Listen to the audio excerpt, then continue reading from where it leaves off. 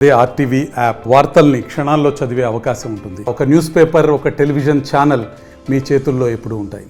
ఏదైతే మే 14వ తారీఖు జరిగినటువంటి పద్మావతి యూనివర్సిటీ తిరుపతి పోలింగ్ ఘటనకు సంబంధించి అయితే మాత్రం ఇప్పటికే వైసీపీ అభ్యర్థిగా ఉన్నటువంటి చెవిరెడ్డి మోహిత్ రెడ్డిని బెంగళూరు నుంచి కూడా అరెస్టు చేసి ఇటు తిరుపతి యూనివర్సిటీకి తరలించినటువంటి పరిస్థితి ఉంది. అయితే లుకౌట్ నోటీసులు ఇచ్చి మరి కూడా బెంగళూరు నుంచి ఇక్కడికి మోహిత్ రెడ్డిని తరలించడం పైన నిరసిస్తూ కూడా చెవిరెడ్డి మాజీ ఎమ్మెల్యే చెవిరెడ్డి భాస్కర్ రెడ్డి సైతం తన నిరసన వ్యక్తం చేస్తున్నటువంటి పరిస్థితి ఉంది. ప్రస్తుతం మనతో చెవిరెడ్డి సార్ ఎలా ఉందంటే లుకౌట్ నోటీస్ ఒక ఉగ్రవాదిగా మిమ్మల్ని చిత్రీకరించేటువంటి ప్రయత్నము ఇటు బెంగళూరు పోలీస్ స్టేషన్ నుంచి తీసుకురావడాన్ని ఏ విధంగా ఈరోజు ప్రభుత్వం మరియు స్థానిక ఎమ్మెల్యే ఒక నియంత్రణలాగా వ్యవహరిస్తున్నారు.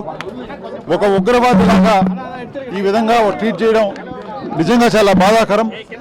తప్పకుండా దీని మీద లీగల్గా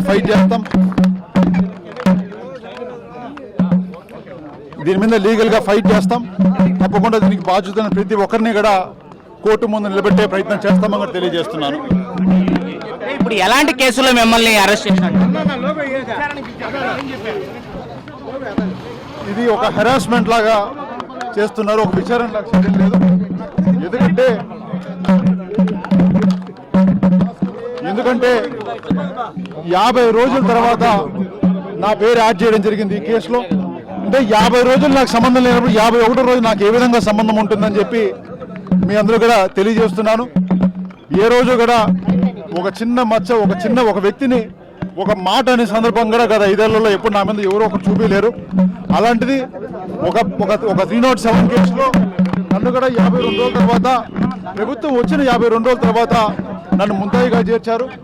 తప్పకుండా చేర్చిన ప్రతి ఒక్కరిని కూడా దీంట్లో వాళ్ళందరూ కూడా బాధ్యత తీసుకోవాలి. వాళ్ళందరినీ కూడా చట్టపరంగా శిక్షించేలా కూడా మేము ప్రయత్నం చేస్తున్నాం. మా పోరాటం కూడా ఈ రోజు నుంచి కూడా కొనసాగుతుందని కూడా ప్రభుత్వానికి, అదేవిధంగా లోకల్ ఎమ్మెల్యే పులివర్తి నాని గారు కూడా హెచ్చరిస్తున్నాం. ప్రస్తుతానికి ఎలాంటి కేసులు మిమ్మల్ని అరెస్ట్ చేయడం జరిగింది సార్? అంటే ఏ కేసులు భరించి ఏ సెక్షన్ల కింద మిమ్మల్ని అరెస్ట్ చేసామని చూపించారు? 307 అదేవిధంగా మిగతా సెక్షన్ ఉన్నాయని చెప్పి నాకు కూడా ఈరోజు చెప్పడం జరిగింది. నిజంగానే చాలా బాధాకరం. ఎందుకంటే నేను ఆ రోజు గొడవ జరిగినప్పుడు నా ముందర డిఆర్ఓ గారు ఉన్నారు, నా ముందర ఆర్డీఓ ఉన్నారు, నా ఎదురుగా కొంత ముందరగా జాయింట్ కలెక్టర్ ఉన్నారు. సెల్లు కూడా లోపలికి తీసుకోపోకూడదని చెప్పి కూడా వాళ్ళు చెప్పడం వల్ల సెల్లు కూడా నా పిఎల్కి ఇవ్వడం జరిగింది. అలాంటిది నా పేరు ఈ కేసులో 52 రోజుల తర్వాత నాన్నగారిని రాజకీయంగా ఎదుర్కోలేక ఈరోజు ఇలాంటి కేసుల్లో మమ్మల్ని నిరికిచ్చి ఏదో భయపెట్టాలి, ఏదో భయభ్రాంతులకు తీసుకురావాలి, కాన్స్టిట్యున్సీలో తిరగనీయకూడదని చెప్పి ఈరోజు పులివర్తి నాని గారు చూస్తున్నారు. పులివర్తి నాని గారు ఒక్కరే చెప్తున్నాం, చంద్రగిరి కాన్స్టిట్యున్సీ అనేది మీ సొత్తు కాదు. 1,00,000 ఓట్లు ప్రజలు మాకు ఇక్కడ ఓటేసి ఈరోజు గెలిపించడం జరిగింది. మీరు ఇది ఒక్కటే కాదు, బుల్లెట్లతో కాల్చినా కూడా చంద్రగిరి కాన్స్టిట్యున్సీ నుంచి వెనకపోయే క్వశ్చనే లేదని కూడా మీకు ఎక్కడి హెచ్చరిస్తున్నాం. తప్పకుండా మీరు చేసే భూదందాలు కావచ్చు, మీరు చేసే ప్రతి ఒక్కదానికి మేము ఎదురుగా నిలబడతాం. మా ప్రతిపక్షానికి, మా ప్రజలందరికీ కూడా ప్రతి ఒక్క దాంట్లో కూడా మేము కూడా వాళ్ళకి తోడుగా నిలబడతామని కూడా ఇక్కడ ప్రెస్ ద్వారా మీ ద్వారా తెలియజేస్తున్నాను. అదే అన్న, నా సెల్లు ఒకదా చెక్ చేసుకుంటే గత 3 రోజులుగా ఆన్లో ఉంది. 2 రోజులు, ఒక 5 రోజుల ముందు నేను ఇక్కడ తిరుపతిలో కూడా ఉన్నాను. ఢిల్లీ కూడా జగన్ ప్రోగ్రామ్ అయితే ఢిల్లీ కూడా పోవడం జరిగింది. ఒక ఫోన్ చేసి ఇట్లా విచారణ ఉంది రమ్మంటే వచ్చేవాడిని. ఏది లేకుండా రేపు తెల్లారి అంటే ఈరోజు 11 గంటలకి మ్యారియట్లో దుబాయ్లో ఉంది. ఇదే ఈరోజు ఈవినింగ్ 11 గంటలకి నా ఫ్లైట్ చెన్నై బుకింగ్ టికెట్ కూడా మీ అందరికీ చూపిస్తాను. ఇదే రోజు 11 గంటలకి నా ఫ్లైట్ టికెట్ కూడా ఇదే రోజు రాత్రి 11 గంటలకి నా రిటర్న్ టికెట్ కూడా ఉంది. ఎల్లుండి షిరిడి ప్రోగ్రామ్కి 1800 మంది చంద్రగిరి కాన్స్టిట్యున్సీ నుంచి మేము పోవాలని కూడా నిర్ణయించుకోవడం జరిగింది. ఇవన్నీ తెలిసి కూడా మా మీద ఈ విధంగా లుకౌట్ నోటీస్ ఇచ్చి ఏదో ఒక టెర్రరిస్ట్ లాగా, ఏదో ఒక హత్యలు చేసిన లాగా వాళ్ళు కూర్చోబెట్టి ఆ నుంచి కర్ణాటక పోలీస్ స్టేషన్కి తీసుకొని పోయి ఆడ 2-3 గంటలు వాళ్ళు విచారణ చేసి అక్కడ రాత్రి 2 గంటలు 3 గంటలకి మా ఇక్కడ ఆంధ్ర పోలీసులు వచ్చి మమ్మల్ని తీసుకువచ్చి ఈరోజు 7 గంటలకు వచ్చి మీరు మళ్ళీ పిలిచినప్పుడు రావాలని చెప్పి ఒక కామెడీ లాగా ఇది ఒకరిని ప్రజాప్రతినిధిగా ప్రజల కోసం పనిచేసిన ఇంతకాలం పనిచేసిన దానికి విధంగా వెంటనే పాలిటిక్స్ని వాళ్ళు తీసుకుందామని నిర్ణయించుకోవడం జరిగింది. తప్పకుండా దీనికి సంబంధించిన ప్రతి ఒక్కరిని కూడా తప్పకుండా లీగల్గా కూడా ఫైట్ చేస్తామని కూడా తెలియజేస్తున్నాను.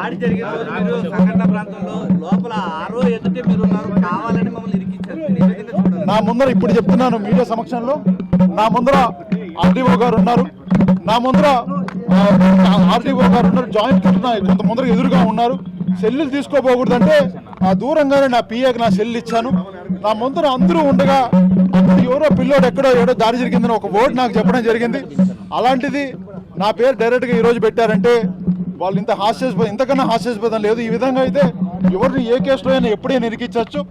ఈ విధంగా ప్రజాస్వామ్యంలో ఇంత ఘోరంగా చేస్తారు నేనైతే భావించలేదు. కానీ ఒక్కడు మాత్రం చెప్తున్నాను, నాన్నగారు పోరాటాలు చిన్నప్పటి చూసి పెరిగిన వాళ్ళం. తప్పకుండా నాన్నగారిని ఇన్స్పిరేషన్గా తీసుకుంటాం. ఇన్ని రోజులు అనుకున్నాము వాళ్ళకి అధికారం ఇప్పుడే వచ్చింది, మనం డిస్టర్బ్ చేయకూడదు, వాళ్ళు పరిపాలన కొన్ని రోజులు చేయాలి, వాళ్ళు చేసిన తర్వాత మనం తప్పకుండా దాని తప్పులు ఉంటే మనం సర్దిద్దేలాగా మనం ప్రయత్నం చేద్దాం అనుకున్నా. కానీ ఈ విధంగా రోజు ఒక క్యాడర్ని కొట్టడము, రోజు ఇల్లు ధ్వంసం చేయడం. పాపం ఈరోజు చెప్తున్నాను, ప్రవీణ్ అని చెప్పి మాకు అత్యంత సన్నిహితుడు ప్రవీణ్ అన్న, వాళ్ళ డాబా పూర్తిగా జేసీబీలు పెట్టి కూల్చేయడం జరిగింది, కపిల్ అని చెప్పి కొట్టడం జరిగింది. ప్రతి ఊర్లోనూ ఈరోజు దాడులు చేయడం జరుగుతూ ఉంది. మా తిరుపతి రూరల్లో నుంచి మొత్తం 6 మండలాల్లో 20 నుంచి ప్రతి మండలంలో కనీసం అంటే ఒక 5 నుంచి 10 మంది వరకు సుమారు 100 మందిని ఈరోజు దాడి చేసి పులివర్తి నాని గారు కూడా చెప్పడం జరిగింది, మేము రాజకీయ సమాధి చేస్తామని చెప్పి. మీరు నిజంగా సమాధి చేయాలంటే మమ్మల్ని సమాధి చేయాలి కానీ రాజకీయంగా సమాధి చేయలేరు. మేము ఉన్నంతకాలం అయితే ప్రజల కోసం పోరాడతాం, ప్రజల పక్షాన పోరాడతాం. మీరు ఇందే కాదు, బుల్లెట్లతో కాల్చినా కూడా వెనక్కి తీరే క్వశ్చనే లేదు. ఎంత దూరమైనా దీనికోసం పోవడానికి సిద్ధంగా ఉన్నాం. ఇది ఒక్కటే కాదు, ఇంకొక 100 కేసులు పెట్టినా కూడా, ఇది మొదటి కేసు నాకు, దీని నుంచి ఇంకో 100 కేసులు పెట్టినా కూడా 5 ఏళ్ళు పోరాటానికి సిద్ధపడతాం. కానీ ఏ రోజు మీకు కాంప్రమైజ్ అయ్యేది లేకపోతే మీతో పోయేది నాకు మీలాంటి విధానాలు మాకు మా నాన్న నేర్పించలేదు. మా నాన్న నేర్పించింది అవసరమైతే పోరాడాలి, లేదా ప్రజలకు మంచి చేయాలని చెప్పి అదే బాట నడుస్తామని కూడా మీ అందరికీ తెలియజేస్తున్నాను. 41C ఇచ్చి ఎప్పుడు పిలిస్తే అప్పుడు రావాలి అని చెప్పి ఇప్పుడు చెప్పడం జరిగింది. 41C ఇవ్వడానికి లుక్అవుట్ నోటీసులు ఒక టెర్రరిస్ట్కి ఇచ్చినట్టు ఇచ్చేదానికి ఇది ఎక్కడ న్యాయమా అని చెప్పి మీరు కూడా ఒకసారి పెద్దలందరూ ఆలోచించాలి. ఎందుకంటే ఒక 41C నిజంగా మీరు ఇవ్వాలంటే ఒక ఫోన్ చేసిన రమ్మంటే నేను బ్రహ్మాండంగా తీసుకునేవాడిని. అలాంటిది ఇన్ని రోజులు గత 2 నెలలుగా వదిలేసి ఊర్లో తిరుగుతూ వదిలేసి ఈరోజు అడుగు బయటికి పోతా అంటే లుక్అవుట్ టెర్రరిస్ట్ని కూర్చోబెట్టినట్టు అక్కడ 4-5 గంటలు కూర్చోబెట్టి రాత్రి పోలీస్ స్టేషన్కి తీసుకొని పోయి అక్కడ 4-5 గంటలు కూర్చోబెట్టి మళ్ళీ ఇక్కడికి నన్ను ట్రావెల్లో పోలీస్ కార్లో తీసుకోవడం జరిగింది. తప్పకుండా ఇవన్నిటికి కూడా పోలీసులు అదేవిధంగా ప్రతిపక్షం ఒకరోజు సమాధానం చెప్పాలి. ఈరోజు మా మీద కేసులు పెడుతున్నారు, రేపు ఇదే కంటిన్యూ అయితే రేపు మేము ఈ పద్ధతి ఎప్పుడు మేము ఫాలో అవ్వలేదు. ఇలాంటి పద్ధతి నేర్పించడంలో మీరే దీనికి మొట్టమొదటి అడుగు కూడా వేస్తున్నారని మీ ద్వారా తెలియజేస్తున్నారు.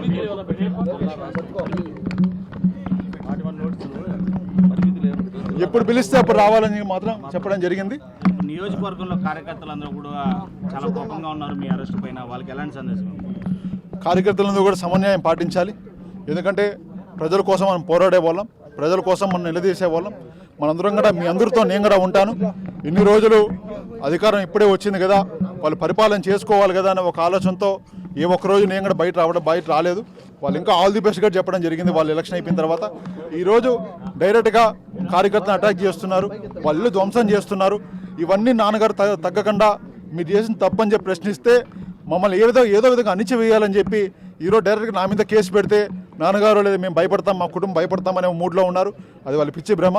తప్పకుండా ఒక కేసు పెడితే ఇంకా 100 అడుగు ముందేస్తాం కానీ వెనకడికి వేసే క్వశ్చన్ లేదని తెలియజేస్తున్నాను. ఈ కేసులో నాకు సంబంధం ఉందంటే వాళ్ళు ఏం సిచ్యువేషన్ రెడీగా ఉన్నాను. గుడికి పోదామని చెప్పి నేను చెప్తున్నా. ఆ రోజు జరిగిన ఇన్సిడెంట్ నేను కూడా కొట్ల అది అబద్ధం అని చెప్పి మీకు కూడా తెలుసు. మీకు స్విమ్స్ రిపోర్ట్లో స్విమ్స్ అనేది సాక్షాతం భగవంతుడు ఆధునంలో ఉండే ఒక సంస్థ. అలాంటి సంస్థలో మీకు ఒక చిన్న గాయం జరగలేదు, కారు మాత్రం కొట్టారని చెప్పి ఆ రోజు చెప్పడం జరిగింది. అలాంటిదప్పుడు మీరు ఈరోజు ఈ విధంగా నన్ను ఏదో హత్యాయుతం చేసి ఇంకోటి చేశారని చెప్పి తప్పుడు కేసులు పెట్టి క్యాటర్ని అంతా ఒక కేసు ద్వారా భయపెట్టాలనుకుంటున్నారు. తప్పకుండా కుదరదు. రెండోది, ఇలాంటి కేసుల్లో ఏ మాత్రం సంబంధం ఉన్నా ఏ గుడికైనా వాళ్ళు గుడి చెప్తా ఉంటారు. నేను చెప్తున్నా కాణిపాకం ప్రతి గుడి మేము దేవుణ్ణి నమ్మే వాళ్ళం, మేము కూడా భక్తులం.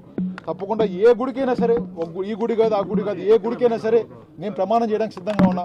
ఆ రోజు మీ కార్ని కొట్టిన దాంట్లో నాకు సంబంధం ఉందని మీరు ప్రూవ్ చేస్తే దేనికైనా సిద్ధం, ఏ గుడికైనా ప్రమాణం చేయడానికి సిద్ధంగా ఉన్నా. తప్పకుండా మీరు కూడా మీకు నిజంగా చిత్తశుద్ధి ఉంది, మీరు చెప్పే ప్రెస్లో మీరు మాట్లాడే నిజమైతే మీరు కూడా మీకు ధైర్యం దమ్ముంటే గుడికి రాండి. మేము కూడా ప్రమాణం చేస్తాం. ఆ రోజు మీకు తెలిసిపోతుంది, మాకు తెలుస్తుంది మేము తప్పు చేసామా లేదా అని.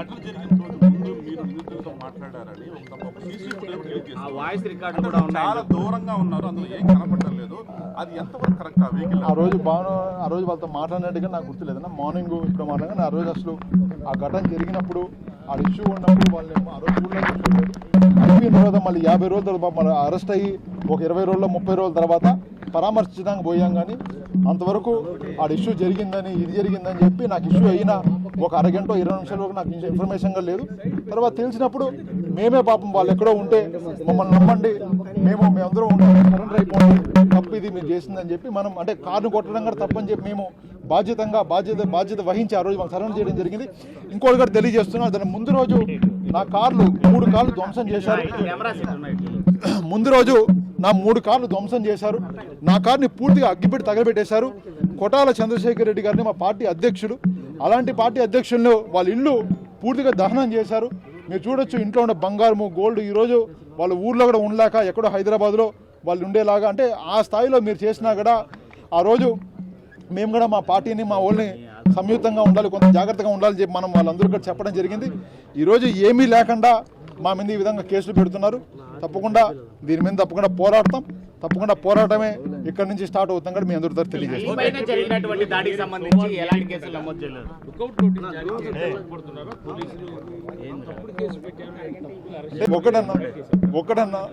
ఒకే ఒకటి చెప్తున్నాను, ఘటన జరిగి 52 రోజుల తర్వాత నా పేరు యాడ్ చేశారు. 52 రోజులు వాళ్ళకి గుర్తులేదా? 50 రోజులు లేనట్టే కదా. 52 రోజుల తర్వాత ఎవరు ప్రెషర్తో చేశారు?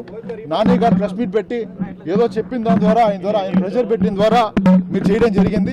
సరే చేశారు, చేస్తే A37గా నన్ను పెట్టారు. A1 కాదు, A2 కాదు, A37గా చెప్పారు. నా సెల్ ఫోన్లో ఉన్నాయి, నేను అందుబాటులో ఉన్నా, ఎప్పుడు తిరుగుతూ ఉన్నా. తిరుపతిలో 2 రోజులు ఉన్నాను, 3 రోజులు ఢిల్లీలో ఉన్నా, 2 రోజులు బెంగళూరులో ఉన్నా. ఒకరోజు మార్నింగ్ వెళ్ళి ఈవినింగ్ మా ఫ్రెండ్ పెళ్లికి ఏదో పోదామని చెప్పి నేను మా తమ్ముడు మా ఫ్యామిలీ పోయిద్దామని చెప్పి అనుకుంటే ఏదో లుక్అవుట్ నోటీస్ జారీ చేసి ఒక క్రిమినల్ని ఒక టెర్రరిస్ట్ని జారీ చేసినట్టు నన్ను సుమారు 4 గంటలు ఎయిర్పోర్ట్ డీటైన్ చేయడం జరిగింది. అక్కడి నుంచి మళ్ళీ 4 గంటలు పోలీస్ స్టేషన్ డీటైన్ చేయడం జరిగింది. అక్కడ వీళ్ళు వచ్చి ఓ 2 గంటల ఏదో రాసుకొని అక్కడి నుంచి నన్ను తీసుకొని వచ్చి ఏమీ లేదని చెప్పి 40 నోటీస్ పంపించడం జరిగింది.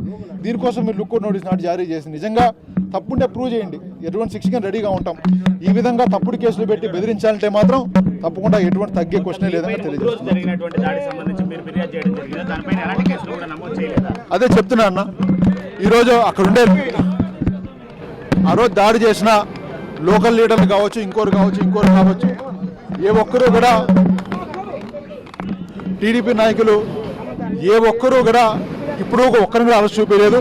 అదే మా వాళ్ళని 36 మంది అరెస్ట్ చేశారు. ఇల్లు దహనం చేసిన కేసులో ఒకరిని అరెస్ట్ చేయలేదు. కార్ని కొట్టిన దాని కేసులో నా కారు తగలబెట్టారు, మీ కారు ఊరికే కొట్టారంతే. మీ కారు కొట్టిన కేసులో మాత్రం సంబంధం లేని ఒక 5 మందో 6 మంది సంబంధం ఉంటే ఇంకొక 30 మంది తెలియని అమాయకులందరినీ ఈరోజు అరెస్ట్ చేశారు. తప్పకుండా ఇవన్నిటిని కూడా ప్రజలు గుర్తుపెట్టుకుంటున్నారు, ప్రజలు చూస్తున్నారు. ఇవన్నిటికి కూడా మీరు సమాధానం చెప్పే రోజు ఒకటి వస్తుందని చెప్పి కూడా ప్రతిపక్షాలు తెలియజేస్తున్నాను. జరిగినటువంటి అరెస్టు నిజంగానే కుట్రపూరితమైనటువంటి అరెస్టుగా కూడా చెవిరెడ్డి మోహిత్ రెడ్డి పేర్కొన్నటువంటి పరిస్థితి ఉంది. దానికంటే ముందు రోజు తనపైన జరిగినటువంటి దాడి కావచ్చు, అదేవిధంగా తన కారుని తగలబెట్టినటువంటి ఘటనకు సంబంధించి కూడా ఫిర్యాదు చేస్తే ఆ కేసును నీరుగార్చేటువంటి ప్రయత్నమే పోలీసులు చేశారు. కనీసం ఆ ఫిర్యాదును స్వీకరించి తనపైన జరిగినటువంటి దాడికి సంబంధించి ఎలాంటి ఎంక్వైరీ చేయకపోగా కనీసం ఆ ఫిర్యాదును కూడా స్వీకరించినటువంటి పరిస్థితి అయితే ఉంది. అయితే ఇటు పులివర్తి నానిపై జరిగినటువంటి దాడికి సంబంధించి అయితే మాత్రం కేవలం కారు మాత్రమే ధ్వంసం అయితే దానికి 307 హత్యానేరం కింద తన్ని అసలు ఏమాత్రం సంబంధం లేనటువంటి తన్ని అరెస్ట్ చేయడం వెనక తీవ్రమైనటువంటి దిగ్భ్రాంతి వ్యక్తం చేస్తూనే ఈ అరెస్టుకు సంబంధించి తానేమి భయపడేటువంటి సిచ్యువేషన్లో లేను, రానున్నటువంటి రోజుల్లో ప్రజా సమస్యలపైన పోరాటం చేస్తాను కాబట్టి తన తండ్రి ఏ విధంగా అయితే మాత్రం గతంలో ఇటు ప్రజా సమస్యలపైన పోరాడుతూ జైలు జీవితం అనుభవించాడో అలాంటి కేసులను ఎదుర్కోవడానికి తాను సైతం సిద్ధంగా ఉన్నానని చెప్పి చంద్రగిరి నియోజకవర్గ ప్రజలు కూడా తనపైన ఈ పెట్టినటువంటి అక్రమ కేసుకు సంబంధించి ఎలాంటి ఆవేశాలకి లోను కాకుండా సమన్వయం పాటిస్తూ కూడా ప్రతి ఒక్కరూ సపోర్టివ్గా శాంతియుతమైనటువంటి భావనలోనే ఉండాలని చెప్పి కూడా ఇటు వైసీపీకి సంబంధించినటువంటి కార్యకర్తలను కావచ్చు, చంద్రగిరి నియోజకవర్గ ప్రజలను కూడా ఇటు అభ్యర్థిస్తూనే తాను ఇలాంటి సమస్యలు ఎన్ని వచ్చినప్పటికీ ఇలాంటి కేసులే కాకుండా దీనికి మించినటువంటి కేసులు వచ్చినప్పటికీ కూడా ఎదుర్కోవడానికి సిద్ధంగా ఉన్నానని చెప్పి కూడా చెప్తున్నాడు చెవిరెడ్డి మోహిత్ రెడ్డి. వీడియో జర్నలిస్ట్ మణికంఠతో Lokesh reporting for RTV Tirupati. మరిన్ని వీడియోస్ కోసం ఛానల్ ని సబ్స్క్రైబ్ చేయండి, లేటెస్ట్ అప్డేట్స్ కోసం వాట్సాప్ ఛానల్ ని ఫాలో చేయండి అండ్ లింక్ డిస్క్రిప్షన్ లో ఉంది.